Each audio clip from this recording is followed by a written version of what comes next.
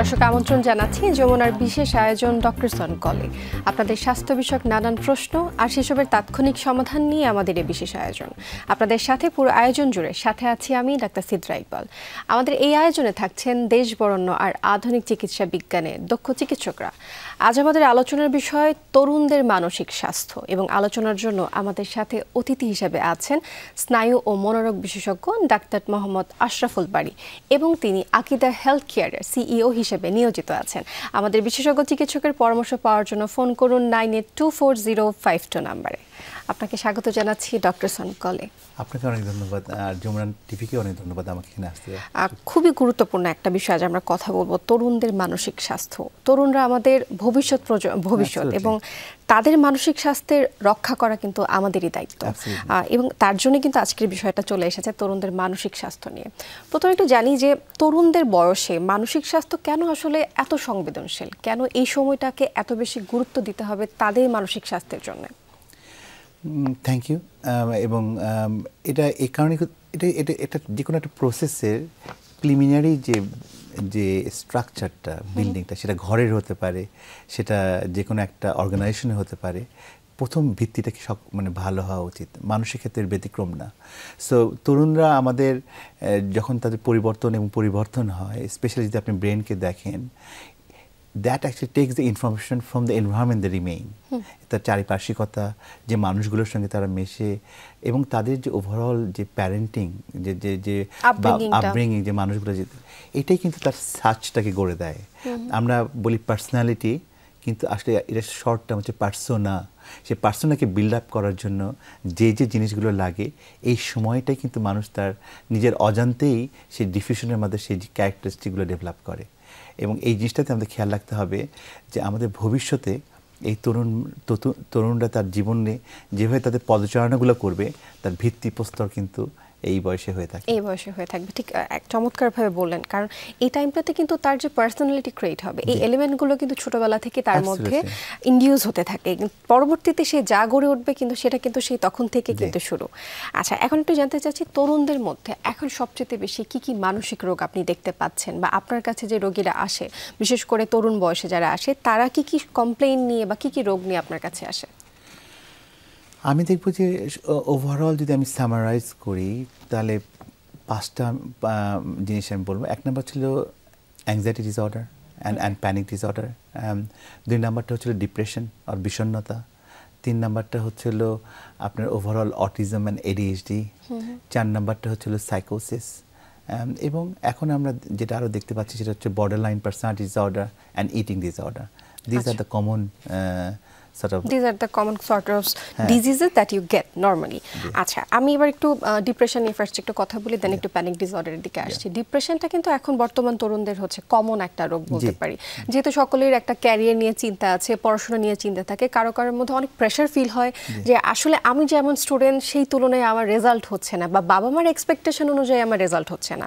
তো যারা এই ধরনের ডিপ্রেশনে যান, বিশেষ করে শিক্ষার্থীরা, আপনি তাদের জন্য হচ্ছে কি পরামর্শ দিবেন? আসলে এই যে ডিপ্রেশনটা, তারা কিভাবে সেটা থেকে নিরাময় হয়ে আসতে পারে, বা এটার আসলে ট্রিটমেন্টটা কি? থ্যাংক ইউ, অনেক ধন্যবাদ। ডিপ্রেশনে কিন্তু একটা খেয়াল রাখার বিষয় হচ্ছে হলো একটা সুন্দর একটা স্ট্রাকচার্ড জীবনযাপন করা, একটা যতটুকু সম্ভব একটা রুটিন মাফিক জীবন করা। আজকাল কিন্তু আমরা সেটাকে পুরো উল্টিয়ে দিচ্ছি, সারা রাত ধরে আমরা জেগে থাকি, সকালবেলা হয়তো very much gadget friendly right now. আমাদের অনেক গ্যাজেটস আছে যেখানে আমরা টাইম স্পেন্ড করছি। সেটা আপনি আমার মুখ থেকে কথা কেড়ে নিলেন। সেকেন্ডটাই হচ্ছিল যে সোশ্যাল যে আইসোলেশন। আমরা কিন্তু আজকে খুবই একটা কম্পিটিটিভ ওয়ার্ল্ডে বসবাস করতেছি। আমরা যদি খেয়াল করে দেখি, আজ থেকে 20 বছর আগে আমাদের তরুণ হিসেবে আমার যে কম্পিটিশন ছিল আর এখনকার তরুণদের কম্পিটিশন আকাশ আর পাতাল তফাৎ। তারা সোশ্যাল মিডিয়ার কারণে বলেন, এক্সেস টু দ্য অনলাইন ফ্যাসিলিটির কারণে বলেন, তারা কিন্তু গ্লোবালি কম্পিট করতেছে। So they have got a different level of stress. তাদের একটা আলাদা লেভেলের একটা স্ট্রেস থাকতেছে। অন দ্য সেম নোট, তাদের যে সোশ্যাল যে সাপোর্টটা, এটা কিন্তু অনেক কম। এখন দেখা যায় যে বাবা মা দুজনেই চাকরি করতেছেন, আপনার ওভারঅল যে ফ্রেন্ড সার্কেল সেটা অনেক ছোট। চাচা খালা মামাদের সঙ্গে যোগাযোগটা অনেক কম। So they have got a very lonely world. তো ওভারঅল যদি আপনি তিনটা জিনিসকে একসঙ্গে করেন, এটাই কিন্তু একটা ট্রিগার ফ্যাক্টর হতে পারে জীবনের চা পাওয়াটাকে, গ্র্যাটিফিকেশনটাকে খুব আমরা শক্ত করে ধরতেছি এবং সেটা আমাদেরকে এখনই হতে হবে এবং সেক্ষেত্রে কম্পিটিটিভ হয়ে গিয়েছি আমরা, এবং এই কম্পিটিটিভ ওয়ার্ল্ডে দেখা যাচ্ছে চারিপাশেকে আমরা খুব ইন্ট্যাক্ট করে দিচ্ছি যে এটার বাইরে আসলে আমি যাচ্ছি না। ডক্টর, আপনার আরো প্রশ্ন আছে, তবে একজন দর্শক আমাদের জন্য অপেক্ষা করছেন, ওনার প্রশ্নটা নিয়ে নিই, তারপর আবার ফিরছি আলোচনায়।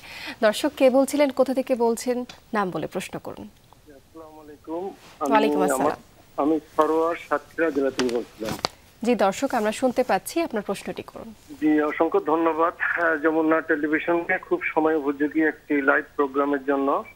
আসলে আমার প্রশ্নটা হলো, বাংলাদেশের তরুণ সমাজ মোবাইল আসক্ত, এমন ভাবে সার্বক্ষণিক মোবাইল আসক্তির কারণে তাদের মানসিক ভারসাম্য বা মানসিক স্বাস্থ্যটা ক্ষতিগ্রস্ত হচ্ছে। এখান থেকে আসলে বেরোনোর উপায়টা কি? এইটাই আমার প্রশ্ন। দর্শক, খুবই গুরুত্বপূর্ণ একটা প্রশ্ন আপনি আমাদেরকে করেছেন, উত্তরটি আমরা দিব বিরতির পরে, আমাদের সাথেই থাকুন। দর্শক, ডক্টরস অন কল অনুষ্ঠানে নিচে ছোট্ট একটি বিরতি, আমাদের সাথেই থাকুন। দর্শক, আবারও স্বাগত জানাচ্ছি ডক্টরস অন কলে। আমরা কথা বলছি তরুণদের মানসিক স্বাস্থ্য নিয়ে। একটু আগে একজন দর্শক আমাদের কল করেছিলেন সাতক্ষীরা থেকে, সরওয়ার, এবং তিনি জানতে চেয়েছিলেন যে তরুণদের মধ্যে বর্তমানে যে ফোন নিয়ে বা গ্যাজেটস নিয়ে বা অথবা সোশ্যাল মিডিয়া নিয়ে যে একটা আসক্তি ক্রিয়েট হয়েছে, সেটা আসলে কিভাবে, সেটা সমাধানটা আসলে কি? আমি মনে করি এটা খুবই সুন্দর একটা কোশ্চেন, এবং কোশ্চেনটাকে আমি তিনটা স্টেপে আমি আনসার করব। একটা হচ্ছে হলো মোবাইল আসক্তি কেন হলো, এটা আমাদের জানা দরকার আছে। একটা বাচ্চাকে কিন্তু আমরা বলেছি তুমি মোবাইলে আসক্ত হয়ে গেছো, কিন্তু কেন হলে এটা কখনো জিজ্ঞেস করি না। আজকে ওই বাচ্চাটা যখন তার সোশ্যাল কন্ট্যাক্ট পায় না, বাবা মাকে কাছে পায় না, তার আত্মীয় স্বজনকে কাছে পায় না, তাকে তার খেলার বন্ধুগুলোকে পায় না স্কুল শেষে, তখন ওই মোবাইল ছাড়া তার আর কী করার আছে এটা আমার মাথায় চিন্তা করতে হবে। So that is important. তো বাবা মা হিসাবে, প্যারেন্ট হিসাবে আমরা ওই বাচ্চাটাকে কতটুকু সময় দিচ্ছি তার নিজস্ব জীবনকে গড়ে তোলার জন্য, তার রিক্রিয়েশনের জন্য, তার মনের যে ভালো লাগা, ভালোবাসা, সেটাকে দেখার জন্য, এটা আমাদের দেখতে হবে। এবং আপনি দেখবেন যে পরিবারেই মোবাইল আসক্তি আছে, সেই পরিবারের বাবা মারও মোবাইল আসক্তি আছে, অথবা তার আশেপাশে যে মানুষগুলো আছে তাদেরও মোবাইল আসক্তি আছে, কিন্তু কেন্দ্রবিন্দু হচ্ছে হলো বাচ্চাটা। কেন? ওই মোবাইল আসক্তি থাকার কারণে তার পড়ালেখা হচ্ছে না। কিন্তু আমরা কিন্তু খেয়াল করতেছি না যে আসলে ওই মোবাইল আসক্তির কারণে তার পড়ালেখা হচ্ছে না, তার চেয়েও সবচেয়ে ইম্পর্টেন্ট ব্যাপার তার মোরাল ডেভেলপমেন্ট হচ্ছে না। সো এটা হচ্ছে একটা ইম্পর্টেন্ট ব্যাপার। 2 নাম্বারটা হচ্ছে হলো যে আপনি যখন একটা বাচ্চা আসক্ত হচ্ছে, তখন আপনাকে চিন্তা করতে হবে আর কি কারণ থাকতে পারে। এই মোবাইলটা যে তার হাতে আসলো, কে দিল? বাবা মাই দিয়েছে। সেটার দিকে আমাদের খেয়াল রাখার বিষয় আছে। এবং আমাদের যখন আমরা একটা পরিবারকে গঠন করতে চাচ্ছি, সেই পরিবারকে গঠন করার সময় এটাকে আমরা চিন্তা ভাবনা করে করতেছি যে তাকে আমি কীভাবে গড়বো। একটা গাছকে যখন আপনি ছোট থেকে বড় করেন, তাকে কিন্তু আপনাকে পানি দিতে হয়, তাকে আপনি সার দিতে হয়, তাকে আপনাকে যত্ন করতে হয়, তাহলে কিন্তু গাছটা বড় হয়ে আপনাকে একটা ভালো লিচু দেয় অথবা একটা আম দেয়। একই জিনিস কিন্তু আমার বাচ্চার ক্ষেত্রে চিন্তা করতে হবে যে তাকে আমি কি কি দিয়ে নারিশ করব। এবং বাচ্চাদের আসক্ত যদি হয়েই যায়, তাহলে এর পরিক্রমের উপায়টা কী? ইম্পর্টেন্ট ব্যাপারটা হচ্ছে হলো যে একবারেই ওর কাছে সব কিছু চেতে যাওয়া যাবে না। More of for any addiction, কোনো অ্যাডিকশনের কারণে দ্য কি treatment is the motivational interview. প্রথম হচ্ছে তার পাশে বসে তার কাছে জানতে হবে যে বাবা তুমি কেন এটার প্রতি লিন করতেছো, এবং তাকে তার যে ওভারঅল যে ব্রেনের যে ওয়েভলেন্থ, সে অনুযায়ী তাকে পড়তে হবে। আপনি তাকে গিয়ে অ্যাব্রাপ্টলি কথা বলেন, আপনি সারাদিন তাকে সময় দিচ্ছেন না, দিনের শেষে 2 ঘন্টা তার সঙ্গে কথা বলতেছেন, তার মধ্যে আপনি রুট ব্যাগ, এবং দিনের শেষে যদি কোনো ভুল ধরা পড়ে, সেক্ষেত্রে বাবা মা এসে কিন্তু একটা অ্যাটাকিং বিহেভিয়ারে তাদের সাথে কথা বলে, তা কিন্তু হবে, তাকে বুঝিয়ে আনতে হবে এবং সেটাকে গ্রেডেড উইন অফ করতে হবে। এবং যখন আপনি করবেন তখন কিন্তু বাচ্চাটা রেসপন্স করবে। কিন্তু যদি আপনি উইন অফ করেন, তাকে কিন্তু আপনাকে অল্টারনেটিভ একটা বোঝাতে হবে যে মোবাইলের বাইরে তার আর কি সে করতে পারে। কারণ তার তো একটা হাইপার অ্যাক্টিভ ব্রেন, আপনি খেয়াল করতে রাখতে হবে যে বাবা মার একটা ব্রেন আর যদি তার অ্যাডোলেসেন্ট বাচ্চার ব্রেনকে আপনি এক্সামিন করেন, the adolescent brain is 200 times more powerful than বাবা মা। আমার বাবা মার ব্রেন যে 200 গুণ বেশি সে শক্তি নিয়ে তার এনভায়রনমেন্টকে স্ক্যান করতেছে, তার কিন্তু অনেক ক্ষুধা, তার জানার ক্ষুধা, তার অনেক ইচ্ছা। এই ক্ষুধাটাকে মেটার জন্য একটা সুস্থ পরিবেশ, একটা সুস্থ জিনিস যে করতে হবে, এটা কিন্তু দিতে হবে।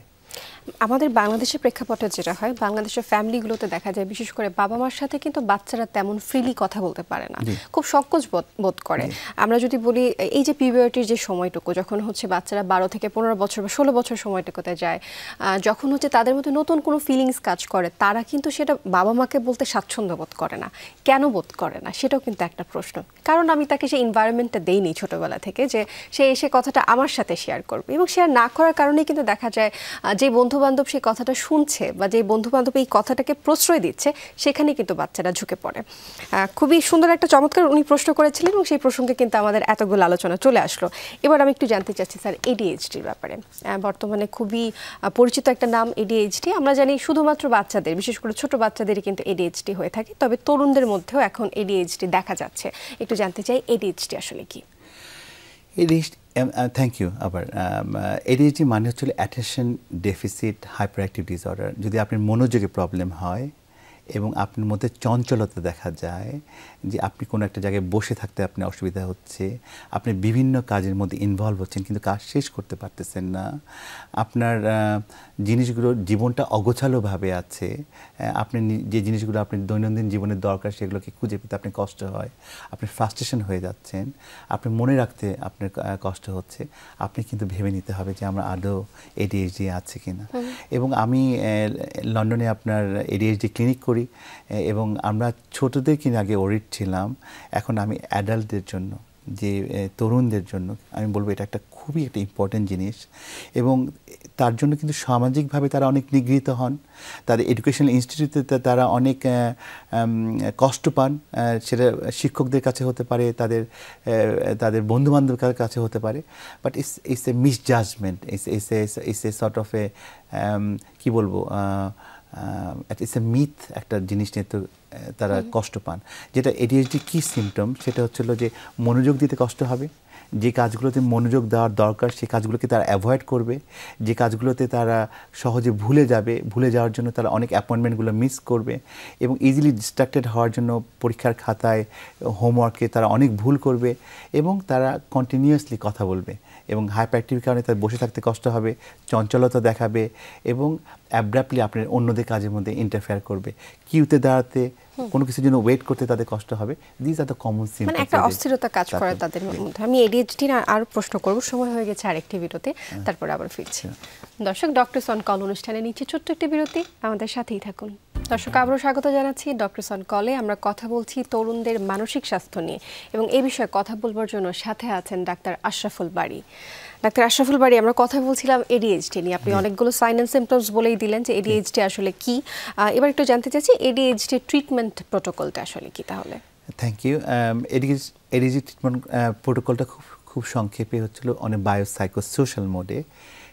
মেডিকেশন খুবই ভালো ইফেক্টিভ, খুব সুন্দর তার চেঞ্জ নিয়ে আসে, অ্যাটেনশন স্প্যানটা খুব ভালো ইমপ্রুভ করে, তার ঘুম অনেক ভালো হয়, হাইপার অ্যাক্টিভিটিকে সে কমায় দেয়, এবং ইটস এ ফ্যান্টাস্টিক যদি পেশেন্ট রেসপন্স করে। সাইকোলজিক্যালটা খুব important. Psychologically we try to actually restructure the overall thinking process, মানে আমাদের ওভারঅল যে চিন্তা ভাবনাগুলো আছে এগুলোকে আমরা গুছানোর চেষ্টা করি। আর socially we actually it has got two parts, দুটা ভাগ আছে। একটা হচ্ছে এনভায়রনমেন্টাল কী করতে পারি। এনভায়রনমেন্টটা হচ্ছে যিনি ওই পরিবেশে থাকবেন, যদি উনি একটা এডুকেশনাল ইনস্টিটিউটে পড়ালেখা করেন, তাহলে ওই ইনস্টিটিউটের যদি একটা সাপোর্টিভ মেজার থাকে, যেমন তার জন্য কনসেন্ট্রেশনটা একসঙ্গে অনেক সময় ধরে দেওয়াটা অনেক ডিফিকাল্ট, কাজগুলোকে ভাগ ভাগ করে দেওয়া, তাহলে সেই কাজগুলো সে করতে পারবে, অনেক ভালোভাবে করতে পারবে। যদি তরুণদের মধ্যে কেউ অনেকে কাজ করেন, তাদের কাজ করেন সেখানে যদি এমপ্লয়ার সাপোর্টিভ হয়, যে কাজগুলোতে অনেক শর্ট স্প্যান অ্যাটেনশন লাগে, সেই কাজগুলোতে তাদের অনেক ভালো পারফরম্যান্স। আচ্ছা, ADHDর যে বিষয়টা, এটার কিন্তু একটা ভয়াবহ প্রভাব তরুণদের মধ্যে পড়ছে। আপনি যেটা বললেন যে হঠাৎ করে ভুলে যাবে, কি কাজ করছে ভুলে যাবে, ঠিক তেমনই যে শিক্ষার্থীরা পড়াশোনা করছে, যে দেখা যায় অনেক এফোর্টস দিচ্ছে, খুব পড়াশোনা করছে, তারপরও হচ্ছে রেজাল্ট ভালো হচ্ছে হচ্ছে না, তখন কিন্তু বাবা মা হচ্ছে সেই বাচ্চাটাকে দোষারোপ করে, সেখান থেকে তো ডিপ্রেশন এনজাইটি চলেই আসে, তারই সাথে কিন্তু এই যে রোগটা সেটা ডায়াগনোসও করা হয় না, এবং বাবা মা কিন্তু অ্যাকসেপ্টও করতে চায় না যে আমার বাচ্চার কোনো রোগ হতে পারে, তাও সেটা মানসিক রোগ। তবে এটা খুব কমন একটা রোগ এবং ট্রিটেবল। একটা জিনিস এখানে বলতে চাই যে তরুণ সমাজের জন্য খুব ইম্পর্টেন্ট, এই যে তাদের যে ফেলিয়ারটা আপনি যখন থেকে ধরা পড়ে, দেখা যাবে যে হায়ার সেকেন্ডারি স্কুলে, কলেজে, ইউনিভার্সিটিতে পারফরমেন্সে গ্রেডেড যাচ্ছে, যেহেতু ব্রেনটা আন্ডার অ্যাক্টিভ, ট্রিটমেন্টটা কিন্তু methylphenidate, phenidate is a form of amphetamine, so তাদের কিন্তু ড্রাগ অ্যাডিকশনটা বেড়ে যায়। They lean on stimulant drugs, কারণ তাদের সেই স্টিমুলাসটা দিলে তাদের অ্যাটেনশন স্প্যানটা বেড়ে যায়। So drug addiction and ADHD কিন্তু ভেরি কোরিলেটেড। আচ্ছা, তাহলে সেই ক্ষেত্রে আমাদের অবশ্যই লক্ষ্য রাখতে হবে যে আমরা যাতে হচ্ছে আমাদের যে বাচ্চারা রয়েছে, পরিবারে যারা রয়েছে ADHD-তে যারা ভুগছে, তাদের প্রতি আমাদের একটা নজরদারি খুবই প্রয়োজন। আরেকটা প্রশ্ন একটু করতে চাচ্ছি, সেটা হচ্ছে তরুণদের মধ্যে ভয়াবহ আকারে এখন যেটা দেখা যায় সুসাইডাল টেন্ডেন্সি বেড়ে যাচ্ছে। ছোট ছোট কোনো একটা বিষয়ে কিন্তু আপনি হয়তো সামাজিক যোগাযোগ মাধ্যমে দেখতেই পাচ্ছেন যে একটা পছন্দের বাইক, একটা পছন্দের জামা, একটা পছন্দের কোনো কিছু না পেলে তারা হচ্ছে সুসাইডাল টেন্ডেন্সিতে আসক্ত হচ্ছে এবং অনেকে সুসাইড করেও ফেলছে। তো এই বিষয়ে একটু আপনি কি বার্তা দিতে চান? আসলে এটা আমাদেরকে খুব দৃষ্টি দিতে হবে, কারণ young people they have got a very risky brain, very powerful brain, তারা অনেক পাওয়ারফুল একটা ব্রেনে থাকে। সেক্ষেত্রে তাদের যে গ্র্যাটিফিকেশনটা, তারা যে জিনিসগুলো চাবে, আপনি যেটা বললেন আমি একটা বাইক চাই, অথবা এটা কিন্তু সে করতেছে তার ইচ্ছা করে করতেছে না, কারণ তার ফ্রন্ট পার্ট অফ দ্য ব্রেনটা ম্যাচিওর না, ইটস ভেরি ইম্পালসিভ। তারা কাজের যে কোনো একটা জিনিসের মধ্যে ঢুকে যায় উইদাউট থিঙ্কিং দ্য কনসিকুয়েন্স। এটা কিন্তু আমরা বড় হিসেবে আমাদের বুঝতে হবে, এবং সেই জায়গাটাতেই আমাদের কাজ করতে হবে যে তাদেরকে সেই পরিবেশে রাখা, তাদেরকে সেই গাইডেন্স দেওয়া। তিনটা জিনিস আমি আজকে বলবো, যে বাচ্চাদেরকে বড় করুন, তাদেরকে সময় দিন, যে পরিবেশে বাচ্চাদেরকে রাখবেন সেই পরিবেশে থেকে খেয়াল রাখেন। এই দুইটা পরিবেশ, একটা হচ্ছে আপনি নিজের ঘরের পরিবেশ, আরেকটা হচ্ছে যে এনভায়রনমেন্ট অথবা যে এডুকেশন ইনস্টিটিউট তারা বড় হচ্ছে তাদের দিকে খেয়াল রাখুন, কারণ তাদের জন্য, বাচ্চাদের জন্য পিয়ার প্রেশারটা অনেক ইম্পর্টেন্ট। এবং আজকাল সোশ্যাল মিডিয়ার কারণে তাদের যখন ডিস্ট্রেস হয় তখন কিন্তু তাদের ম্যাল অ্যাডাপ্টিভ কোপিং স্ট্র্যাটেজি, যে জিনিসগুলো খুব সহজেই তারা করতে পারে, তাদের ক্ষমতার মধ্যে আছে, সেটা সেলফ হার্ম হতে পারে, সেটা সুইসাইড হতে পারে। এবং আমি মনে করব না যে তারা স্পেসিফিক্যালি তো কেউ মরতে চায় না, কিন্তু they make impulsive decisions, but they fail to see the consequence, এবং সেখানে অ্যাক্সিডেন্টাল ডেথটা কিন্তু অনেক হাই হয়। অনেক সময় তারা অ্যাটেনশন সিকিং বিহেভিয়ার করে, যে ঠিক আছে আমি কিন্তু সুইসাইড করবো, অথবা আমি এটা করবো, সেটা মুখের খাতিরে বলে ফেলে, কিন্তু যখন সে করতে যায় তখন আর পিছনে তাকানোর কোনো উপায় নাই। এটা হচ্ছে এক। দুই নাম্বারটা হচ্ছিল আদৌ তার মেন্টাল হেলথটা অনেক দিন থেকে সে সাফার করতেছে কিনা, সেখানে একটা ইম্পর্টেন্ট জিনিস আমাদের খেয়াল রাখার বিষয় আছে। যেহেতু মানসিক রোগকে বাহ্যিকভাবে দেখা যায় না, এর কোনো রক্তক্ষরণ নাই, এর কোনো পেইন নাই, এক্সটার্নাল পেইন যেটা দেখতে পারেন না, সেক্ষেত্রে কখনোই কিন্তু এটা ইগনোর করা উচিত না। এটাকে যত তাড়াতাড়ি আপনি ট্রিটমেন্ট করতে পারবেন তত বেটার।